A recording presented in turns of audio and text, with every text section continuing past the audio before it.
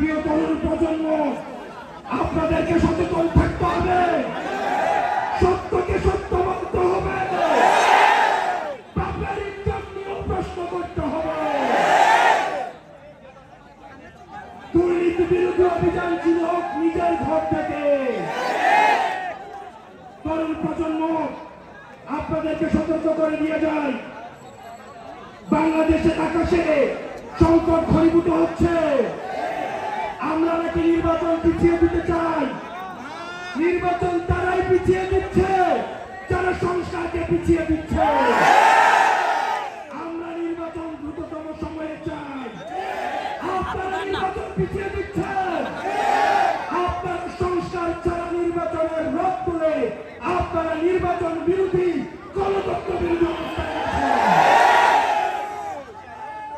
আমাদের নির্বাচন দিতে হবে, সংস্কার সহ নির্বাচন দিতে হবে। পাবনাবাসী, এই তরুণ প্রজন্ম, আপনারা সাক্ষী, পরবর্তী বাংলাদেশ আমাদেরকে বিনির্মাণ করতে হবে। আমাদেরকে সচেতন থাকতে হবে। আমাদেরকে ভারতের ষড়যন্ত্র নিয়ে সচেতন থাকতে হবে। মিডিয়ার ষড়যন্ত্র নিয়ে আমাদের সচেতন থাকতে হবে। আমাদের ষড়যন্ত্র নিয়ে